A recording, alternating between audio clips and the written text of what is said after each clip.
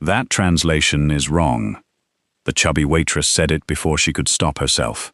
Every expert at the table turned toward her. The devastatingly handsome Mafia Boss slowly looked up. "You can read this?" he mocked. Mabel studied the old letter again. "Yes." Laughter broke out. Raphael Orsini pushed it toward her. $1 million if you read it correctly. Mabel ignored the money, translated the first line, then went pale. The room fell silent. Raphael's smile vanished. "Keep reading." She looked at him. "Your father says someone in this room betrayed him." Nobody laughed after that.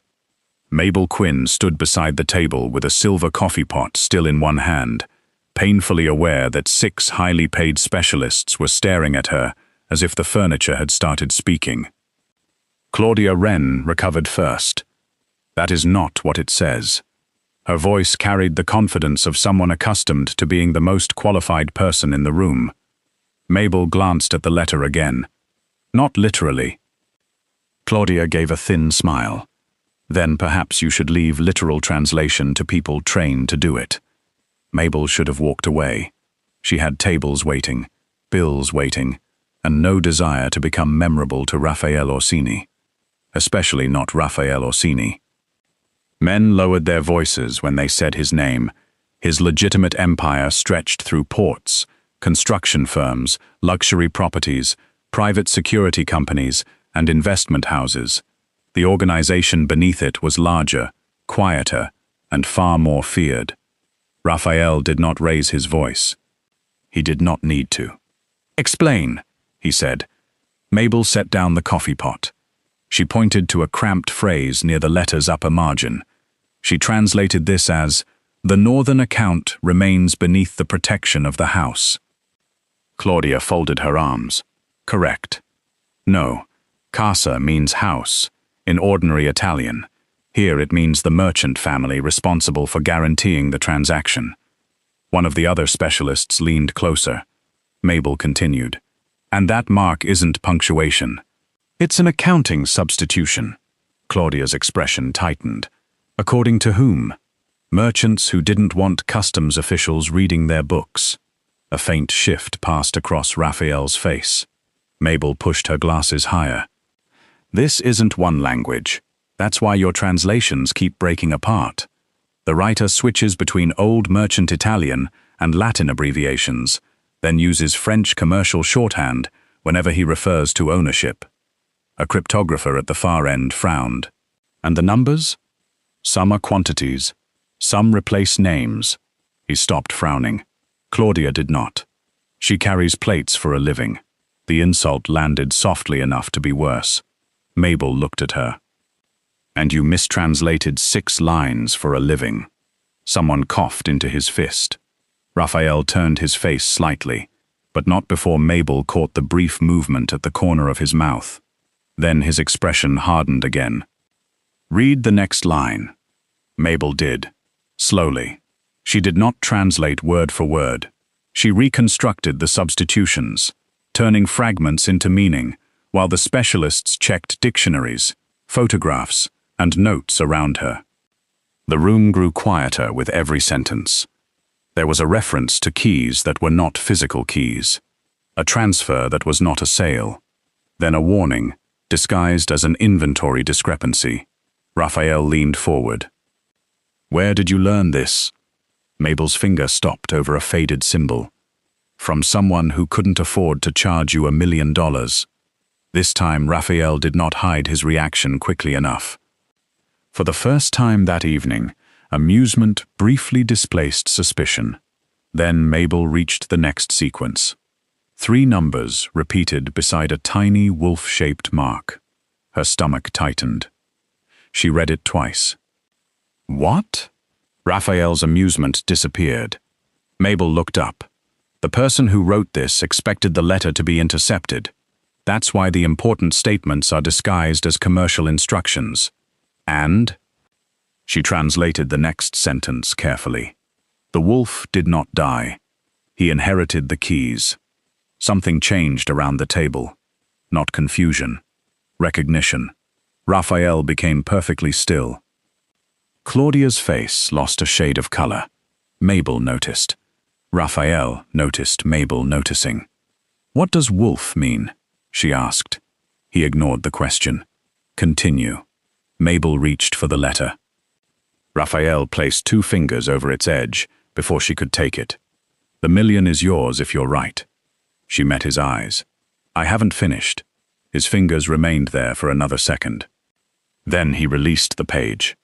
Mabel studied the final coded notation beneath the sentence. It was smaller than the others, almost buried in the flourish of the signature. The symbol repeated twice, once beside the wolf, once beside a name.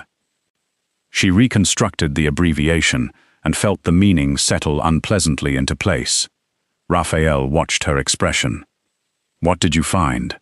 Mabel raised her eyes. The betrayal wasn't 20 years ago.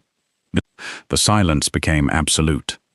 "According to this," she said, "it was supposed to continue after your father died." By 9 the next morning, Raphael knew almost everything that could be purchased about Mabel Quinn. By 10, he understood considerably less. He stood behind the desk in his private office, while his head of security summarized a file that should have been ordinary. 32. No criminal record. No unexplained income.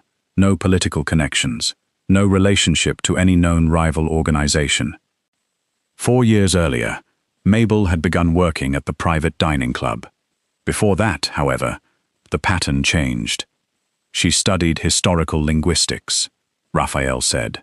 "And archival studies," his security chief replied. "Graduate research track, strong evaluations." Several professors expected her to continue into doctoral work. Raphael turned a page. There were conference abstracts, research notes, and the remains of a life that did not resemble the woman carrying coffee through his meeting. One paper concerned merchant correspondence across northern Italian and French trading networks. Another examined abbreviations used to conceal commercial ownership. Raphael's gaze stopped. "Convenient." We checked.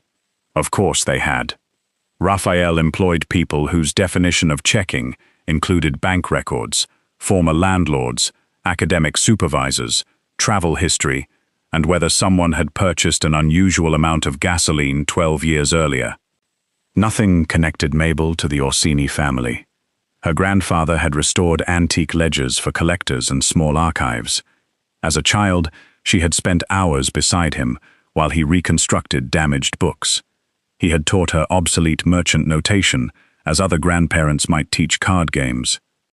Then came the less interesting facts, the ones Raphael found himself reading twice.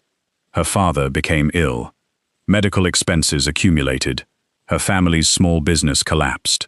Loans followed. Then collection notices. Mabel left university. She worked. That was the entire mystery. No secret recruitment. No rival family. No elaborate infiltration. Just responsibility. That afternoon, Raphael returned to the club. Mabel was stacking clean glasses when his presence made 2 employees suddenly discover urgent reasons to be elsewhere. She did not. "You investigated me." It was not a question. Raphael stopped across the counter. "You translated a coded document belonging to my father. So naturally, you needed to know whether I was secretly an international assassin. I considered it." She pushed her glasses up. "And? You have disappointing hobbies." "I read." "Exactly." Her mouth twitched. Raphael placed a thin folder on the counter. Mabel's humor disappeared. She recognized the university crest visible on one copied page. "You had no right." "I had every reason." "That isn't the same thing." Most people adjusted their tone when speaking to Raphael Orsini. Mabel adjusted a glass until it stood perfectly straight. He found that more irritating than fear would have been. "You disappeared from academia," he said. "I left. Your professors didn't describe it that way. My professors weren't paying my father's bills." The answer ended the argument more efficiently than anger could have. Raphael glanced at the old research title in the folder. "You were good." Mabel gave him a level look. "I'm still good." A pause. Yes, he said, apparently. That surprised her enough to show. He continued, "Why didn't you go back?" For the first time, Mabel hesitated. Not because the answer embarrassed her, because she seemed to be deciding whether he had earned it. "First I thought I'd take one semester off, then another. My father needed help. We were trying to keep the house. Debt doesn't care that you have research ambitions. And afterward? Afterward, I needed a salary more than a dissertation. You could return now." Mabel laughed once, without bitterness. "You say that like returning is a door you simply forgot to open." Raphael said nothing. She looked down at the folder containing the version of herself other people had apparently expected to become. Life doesn't always wait for you to finish becoming impressive. The sentence landed harder than Raphael expected. His entire life had been constructed around becoming impossible to dismiss. Money, leverage, reputation, control. Every weakness converted into something useful. Mabel had lost the future people once predicted for her, and somehow did not speak of herself as ruined. She simply kept going. Raphael closed the folder. "I was not investigating whether you were impressive." "No?" "I was investigating whether you were dangerous." Mabel looked at him over her glasses. "And your conclusion?" Raphael remembered the room falling silent when she corrected 6 experts. He remembered Claudia's face when Mabel found the wolf symbol. Then he remembered something else. Mabel had refused to take the $1 million because she had not finished the work. Undetermined. She smiled. Raphael left with the uncomfortable realization that he had entered the club to evaluate a security risk. He walked out wondering why a woman everyone else had reduced to a waitress had become the one judgment he most wanted to hear. 3 days later, 6 specialists confirmed what Raphael already suspected. Mabel had been right. Not perfectly. 2 abbreviations remained disputed, and 1 numeric substitution could support multiple readings. Mabel had admitted both uncertainties before anyone else found them. That impressed Raphael more than certainty would have. Claudia Wren's translation, however, had been wrong in every place Mabel challenged it. At 4 that afternoon, Raphael entered the club with an attorney and a document authorizing a transfer of $1 million. Mabel stared at it. "No." His attorney blinked. Raphael did not. "No, I don't want it. You won. I translated a letter. This isn't roulette. You fulfilled the condition." Mabel continued polishing the glass in her hand. Raphael had negotiated hostile acquisitions with people who threatened lawsuits, governments, and occasionally his life. None had responded to $1 million by returning to glassware. "I made an offer," he said. "You made a joke. I don't joke about 7-figure transfers. You were laughing when you offered it." That was inconveniently accurate.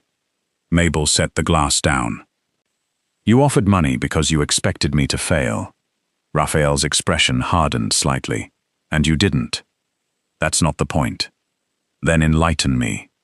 Several staff members had become extremely interested in tasks within hearing distance. Mabel noticed them. So did Raphael. Neither moved. "I'm not taking a prize built from an insult." The attorney looked at Raphael with the careful neutrality of a man whose survival instincts had been professionally refined. Raphael folded his hands behind his back. "Then what do you want?" "An apology." Silence. A spoon struck a saucer somewhere across the room. Raphael looked at Mabel as though she had requested ownership of Sicily. "For what?" Her eyebrows rose. He knew immediately that this had been the wrong question. "For assuming I was stupid because I was carrying your coffee." "I did not say you were stupid." "You offered me $1 million to embarrass myself in front of 6 experts. That was not the stated purpose. It was the obvious one." Raphael glanced toward his attorney. The man suddenly found the ceiling fascinating. Raphael returned his attention to Mabel. "I was wrong." She waited. When nothing followed, she said, "That's not an apology." Behind her, Someone became suspiciously busy rearranging teaspoons.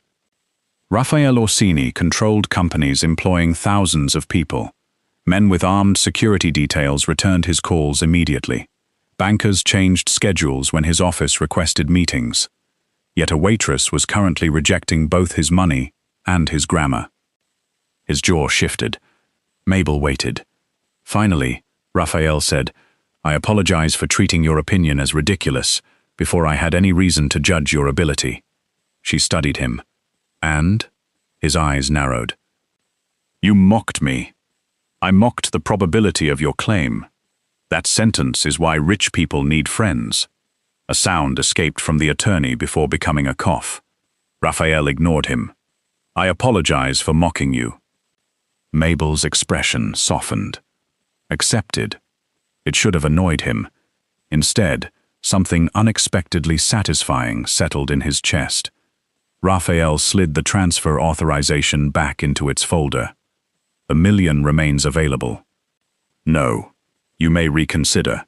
"I won't. Everyone has a price." Mabel picked up another glass. "That's probably true in your line of work. Mine has an hourly rate." Raphael stared at her for a moment. Then he smiled. Not the cold, brief expression she had seen at the private table. A real one. It changed his face enough that Mabel immediately disliked noticing. Raphael placed another document on the counter. She eyed it suspiciously. "What is that?" "A consulting agreement." That got her attention. "The remaining sections of my father's letter have not been decoded. You identified structures the others missed. And now?" "Now I'm asking." The distinction was deliberate. Mabel recognized it. Raphael continued. "Professional fee. Confidentiality provisions. Defined scope of work. No million-dollar wagers." How disappointing. "I survived the first one poorly." She almost laughed. Almost. Mabel opened the agreement. The compensation was generous, but recognizable as payment for specialized expertise, rather than charity disguised as generosity. That mattered. "You expect me to work with Claudia. I expect you to work with me." Something in his tone made her look up. There was no mockery now. No amused billionaire waiting for the waitress to fail. Only a man accustomed to purchasing the best judgment available, who had finally decided hers belonged in that category. Mabel closed the contract. "I have conditions." "Of course you do. If I think you're wrong, I say so." Raphael's mouth tightened with what might have been anticipation. "And if I disagree? Then you'll have the exciting opportunity to be wrong twice." This time, Raphael laughed. "Tomorrow, 9 o'clock. Mabel picked up her pen. For the first time in years, she was not being paid for the number of tables she could serve in an hour. She was being paid for the part of herself she had once believed life had forced her to leave behind. She signed. At 9 the next morning, Mabel discovered that working for Raphael Orsini meant passing through 3 layers of security before anyone offered coffee. The top floor of Orsini Dominion did not resemble a criminal headquarters. There were no men dramatically displaying weapons, no whispered threats in dark corridors. There was polished stone, discreet cameras, tailored suits, and employees who became remarkably efficient whenever Raphael appeared. Power here looked organized. Mabel preferred that to theatrical. Raphael found her in a secured conference room, studying the original letter beneath an archival lamp. "You're early. You're paying me by the hour. I assumed that would encourage you to stay longer, not arrive sooner." She pushed her glasses up. "Your understanding of employment is fascinating." His gaze lingered on her for half a second before he took the chair opposite her. Mabel had already arranged enlarged photographs beside the original document. She pointed to 2 sentences. "These weren't written at the same time." Raphael leaned closer. "They look identical. They're supposed to." She angled the lamp. Under the warmer light, one line reflected differently. "The ink here has a slightly different density. That alone proves nothing. Different bottle, different day, even humidity could explain it. So why mention it?" Because the punctuation changes too. Raphael studied the page. Mabel showed him 3 marks Claudia had classified as decorative commas. They're separators. Your father's original writer consistently placed them after numeric substitutions. But in this sentence, they're positioned according to normal Italian grammar. Meaning? Whoever wrote this section understood the language. She tapped the page. But not the system. Raphael's attention sharpened. Mabel moved to the enlarged photographs. She had circled sequences in pencil. 4-11-3, 7-2-9, then 4-11-3 again. The numbers aren't replacing individual words randomly.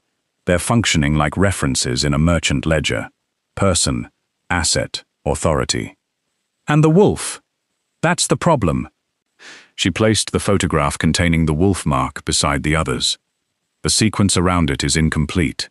Raphael's eyes narrowed. Missing? Removed or never written? Can you tell which? Not yet. Raphael leaned back. He was accustomed to experts giving answers with enough confidence to justify their invoices.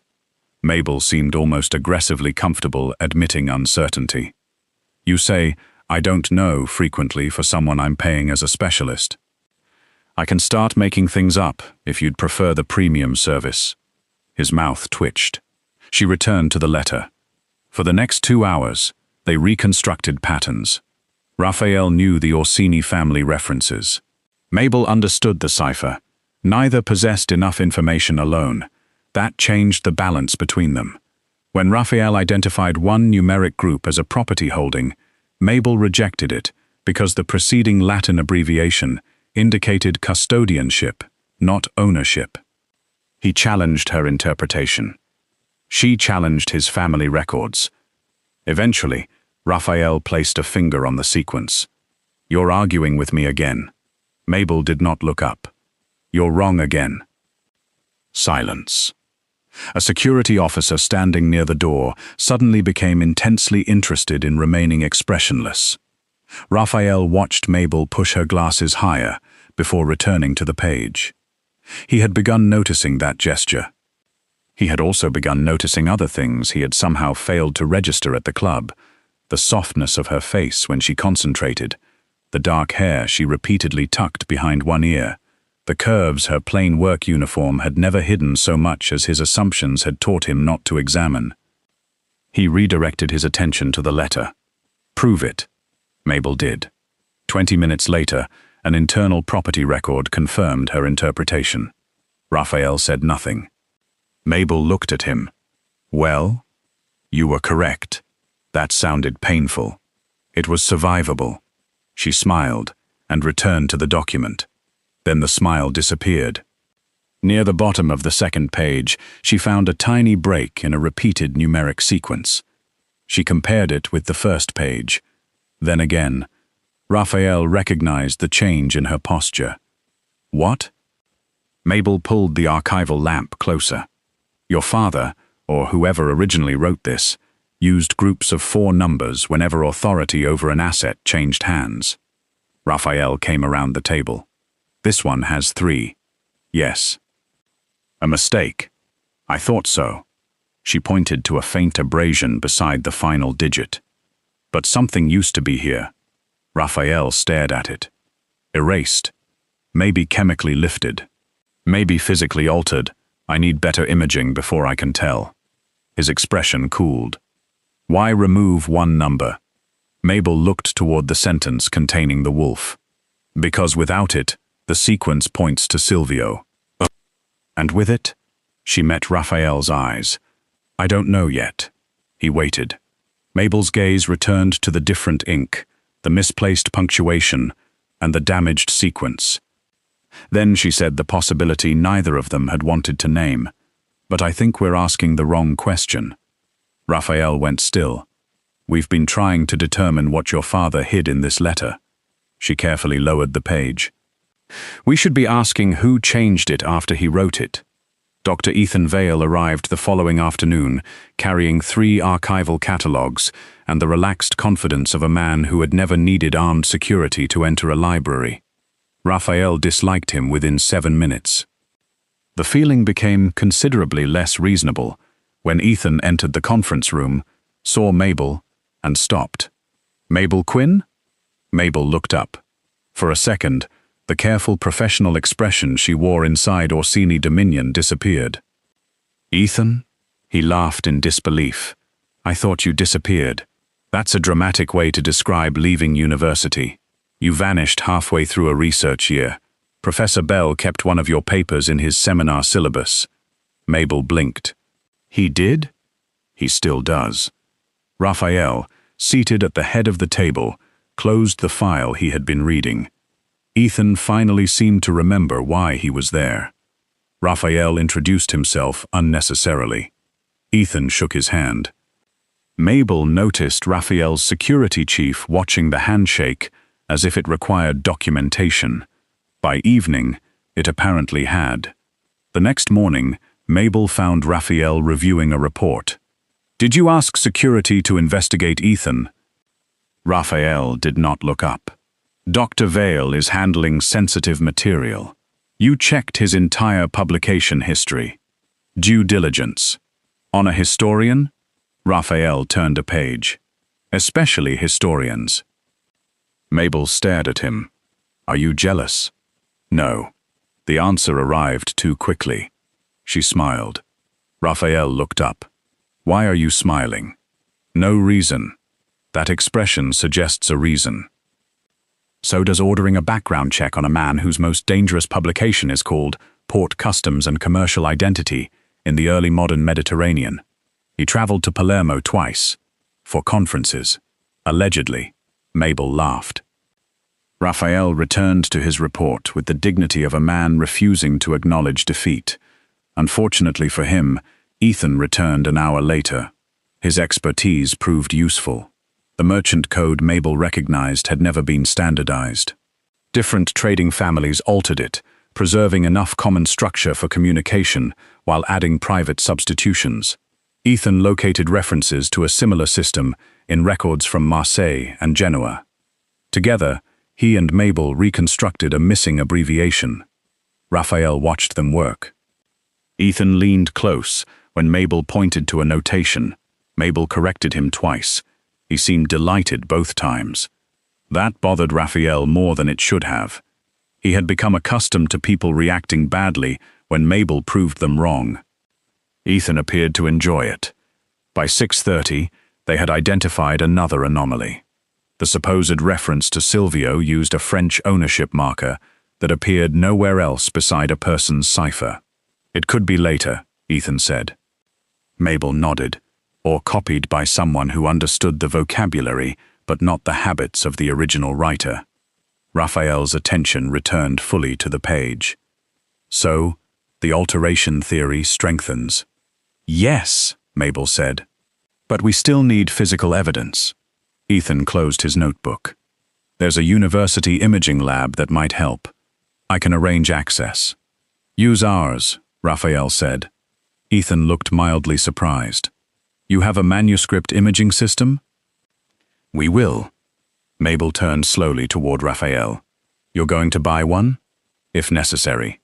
Normal people make appointments." "I've heard." Ethan smiled at her.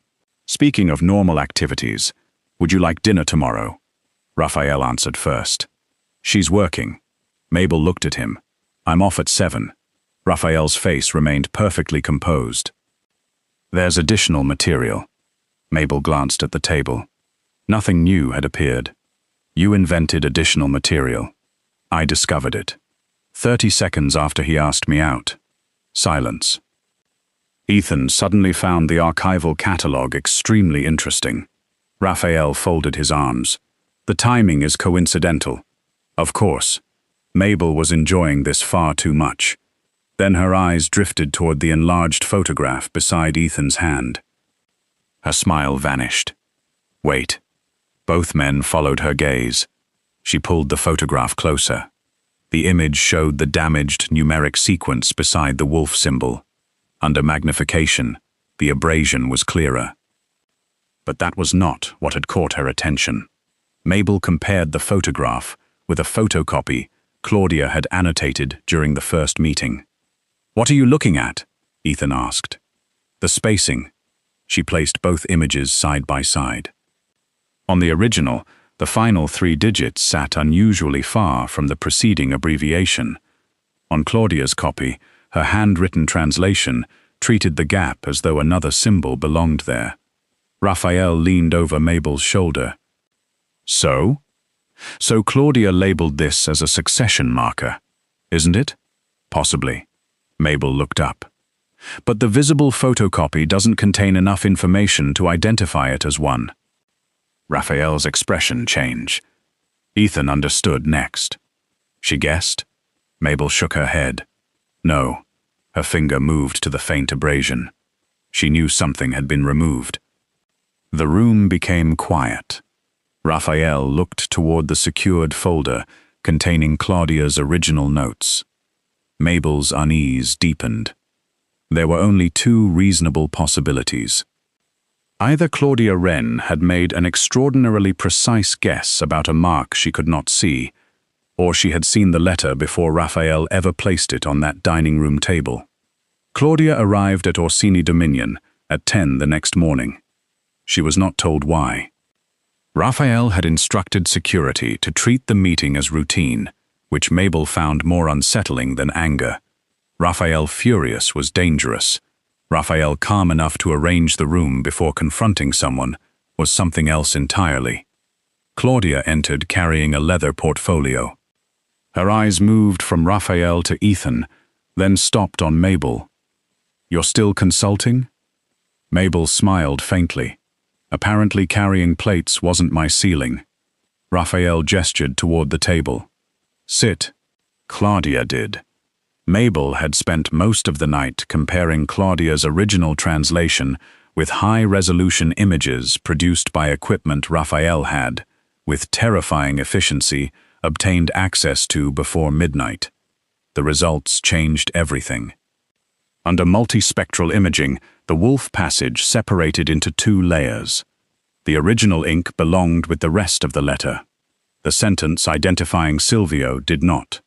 More importantly, beneath the altered section lay traces of the original numeric sequence. Mabel placed the reconstruction on the table. The wolf passage was added later. Claudia studied it without visible surprise. Raphael did not blink.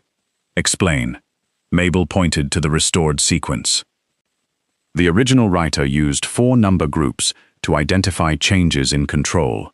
Whoever altered the letter removed the final number, inserted the wolf reference, then adjusted the surrounding language so Silvio appeared to inherit the keys. Ethan slid forward a historical ledger. And Silvio was already dead when the ink used for that edition became commercially available. Raphael's expression became colder. So my father wasn't warning me that Silvio survived. No, Mabel said. Then who? We don't know yet. Claudia exhaled impatiently. This proves contamination, not conspiracy. Old documents are repaired, annotated, recopied. Not with ferrous restoration ink, Mabel said. Claudia stopped. Only for a second, but Mabel saw it. So did Raphael. Mabel tilted her head. Ferrous? Claudia's face remained composed. Obviously. No. Mabel pulled the imaging report toward herself. The laboratory hasn't identified the additive yet. Ethan went still. Mabel continued quietly. And the photocopy you were given wouldn't show the ink composition. Claudia's gaze moved toward Raphael. That was another mistake. Raphael leaned back. How did you know? I inferred it. From what? Claudia recovered quickly. Experience. Mabel studied her. Then tell us what else you inferred. Claudia's jaw tightened. Raphael's voice remained almost conversational. Carefully. For the first time since Mabel had met her, Claudia looked frightened. Not dramatically. Her breathing simply became shallower, and one hand stopped moving. I was asked to review an earlier image. By whom? Raphael asked. I can't say. You misunderstand your circumstances. Mabel looked at Raphael. Don't. His eyes shifted to her. She knew enough about his world now to understand what that single word risked. "Don't trust me because you like me," she said. "Trust the evidence." Raphael's eyebrow lifted. "Who said I like you?" Mabel folded her arms. "Your face, whenever Ethan speaks." Across the table, Ethan developed a sudden fascination with his notes. Raphael did not answer. Mabel almost smiled, but Claudia was still watching them, and something about her expression bothered her. Not guilt. Calculation. Mabel returned to the documents. "Claudia was supposed to push you toward Silvio." Raphael looked at Claudia. "She had access." "Yes, but look at what she actually changed." Mabel laid Claudia's annotations beside the altered letter. She translated toward a conclusion. She didn't construct the cipher. "How can you know?" "Because whoever altered this understood your family's internal accounting structure." She tapped the restored 4-number sequence. "Claudia misunderstood it during the first meeting."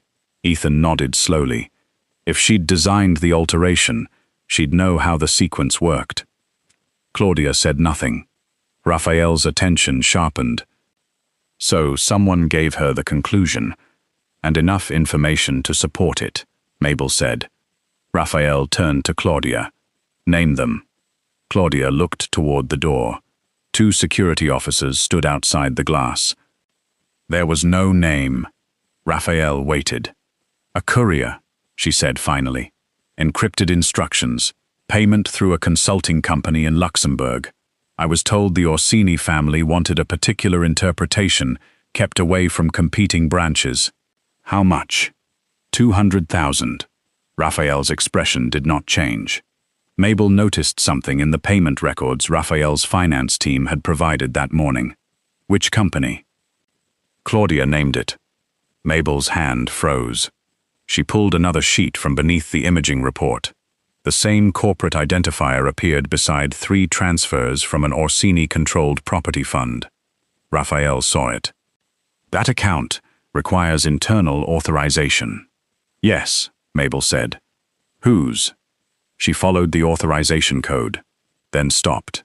The signature belonged to someone who had attended the original dinner. Someone who had stood behind Raphael while Mabel read his father's warning. Someone Raphael had trusted for nearly 15 years. Mabel looked at him. "Claudia wasn't the person your father was warning you about." Raphael read the name. For the first time since Mabel had known him, his control visibly cracked. Because the man identified by the financial trail was not an enemy. He was one of Raphael's most senior advisors. The name on the authorization record was Victor Say, Raphael's chief strategic advisor. 61 years old, former banker, 23 years connected to Orsini interests, 15 spent directly beside Raphael. Victor had negotiated acquisitions, settled disputes between divisions, and stood at Raphael's father's funeral. He had also been sitting 3 chairs away when Mabel first read the letter. Raphael stared at the signature. "No." Mabel said nothing. She understood the word was not denial of evidence. It was the sound of 15 years colliding with a piece of paper. Raphael's security chief entered quietly. "Victor is downstairs." Mabel looked at Raphael. "You invited him." "I invited everyone who attended the original dinner." Only then did she understand. Raphael had not called Victor in for interrogation. He had created a test. 20 minutes later, the same experts who had witnessed Mabel's humiliation sat around another Orsini table. Claudia was absent. Victor was not. He entered calmly, silver-haired and immaculate, carrying the expression of a man inconvenienced by someone else's incompetence.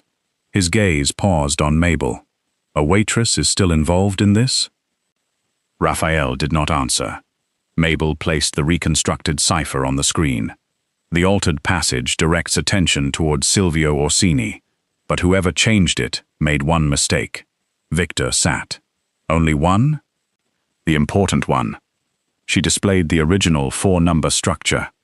The final number wasn't decorative. It identified the custodian authorized to move assets after the principal's death. Victor's face remained neutral. Mabel continued. When that number was removed, the remaining sequence appeared to point toward Silvio, but multispectral imaging recovered enough of the original mark to reconstruct it. And what does it identify? A control account. Raphael's finance director placed several records on the table. Mabel had expected Raphael to dominate the explanation. He did not. He let her finish. The account changed names 6 times in 20 years, she said. Different companies, different jurisdictions, but the cipher doesn't identify companies by name, it identifies the authority chain.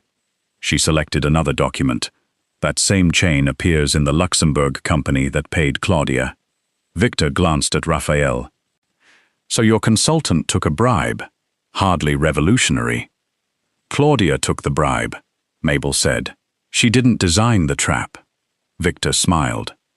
And you know that because she didn't understand the 4th digit. The smile weakened. You did. Silence.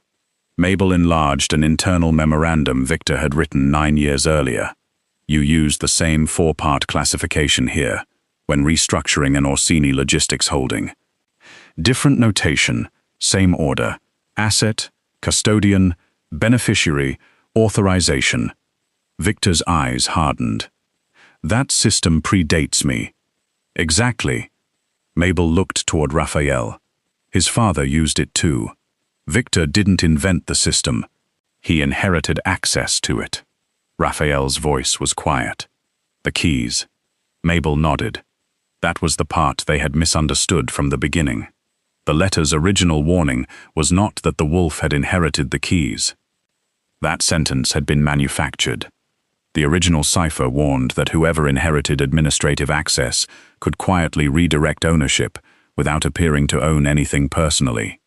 Victor had spent years doing exactly that. Small transfers.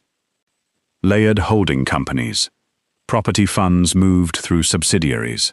Amounts modest enough individually to look like restructuring rather than theft. Together, they represented hundreds of millions. Victor leaned back. This is speculation. Raphael's finance director pushed forward a folder. No. Bank confirmations. Authorization histories. Beneficial ownership records. Claudia's payment. Every path converged. Victor stopped pretending to be amused. His gaze moved to Mabel. All this because a waitress read a letter? No. Raphael spoke so softly that everyone at the table became still. He looked at Mabel. Because everyone else assumed she couldn't. Something tightened in her chest. Victor's composure finally fractured. You're going to dismantle 20 years of structure because she found some scratches in old ink. Not scratches, Mabel said. She turned the last reconstruction toward him. Your signature. Victor looked down. The original cipher contained a substitution Mabel had initially believed represented a person. It did not. It represented an authorization role. Victor had reused the same obscure abbreviation years later in internal records because he believed nobody alive understood its origin. Mabel did. That was the final link. Raphael rose. No one else moved. Mabel had heard enough about his organization to know what men expected next. Victor seemed to know too, but Raphael did not threaten him. He turned to his security chief. Freeze every account requiring SIA authorization. Suspend his access to all Orsini systems and properties. Send the financial package to counsel and our forensic team. Every transfer gets traced. Victor stared at him. You think lawyers solve betrayal? No. Raphael buttoned his jacket. Evidence does. Security stepped forward. Victor looked once more at Mabel, hatred replacing contempt. She held his gaze. Then he was escorted from the room. Nobody spoke until the doors closed. 20 years of deception had ended without a gunshot. Raphael could have chosen violence. Everyone in the room knew it. Instead, he had chosen the thing Mabel had demanded from the beginning. Proof before judgment. Later, when the room had emptied, she found him alone beside the window. "You believed me," she said. Raphael looked at her. "I believed the evidence." Mabel smiled. "Good answer." He stepped closer. "And I trusted your judgment enough to follow it." That erased her smile for an entirely different reason. For months, Raphael had hired people to give him answers. Somewhere along the way, Mabel had become the person he wanted beside him when the answers were difficult. She pushed her glasses up. Raphael's eyes followed the familiar gesture. This time, neither of them pretended he hadn't. 1 year later, Mabel Quinn still pushed her glasses up before telling important men they were wrong. The difference was that now they paid consulting rates for the privilege. She had returned to graduate work part-time, completing the research she had once assumed belonged to another version of her life. Her independent archival practice had also acquired more clients than she could comfortably accept. Raphael had offered neither a university building nor a convenient donation designed to purchase her future. Mabel had forbidden it. He had listened. Mostly. One evening, she entered Raphael's study and found a cream-colored envelope waiting on his desk. She stopped. "Another impossible letter?" Raphael looked up from his chair. "Possibly." Mabel narrowed her eyes. Over the past year, she had learned that Raphael's expression became suspiciously neutral whenever he was hiding something. She opened the envelope. Inside was a single sheet. One sentence had been written in merchant cipher. Mabel stared at it. Then she laughed. Raphael's composure immediately weakened. "Well?" She examined the symbols again with exaggerated seriousness. "Your spelling is terrible. Answer the question." "There are at least 2 historical crimes occurring in this sentence. Mabel.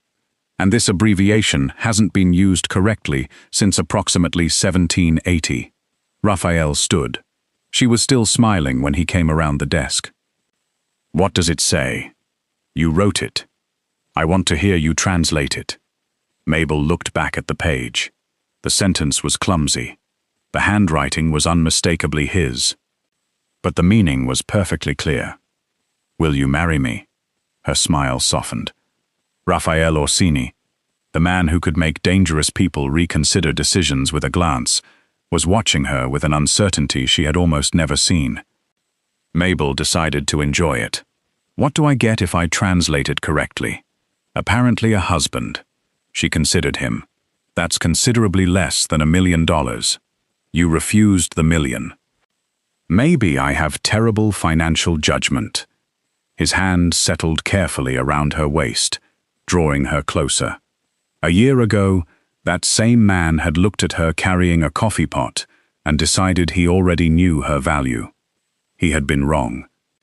More importantly, he had learned how to be wrong. He had learned to apologize without negotiating the wording, to ask instead of command, to listen when her judgment contradicted his instincts. And Mabel had learned something too. The life she had abandoned had not disappeared. It had simply waited until she was ready to claim it again. Not because Raphael bought it back for her, because he had been there when she finally remembered it was still hers. He looked at the letter. Mabel. She let him wait 1 second longer. Yes. Raphael exhaled. She laughed as he pulled her against him. Then Mabel glanced over his shoulder at the cipher. But we're fixing that spelling before anyone archives this. For once, Raphael Orsini had absolutely nothing to say. And Mabel thought that was worth considerably more than $1 million.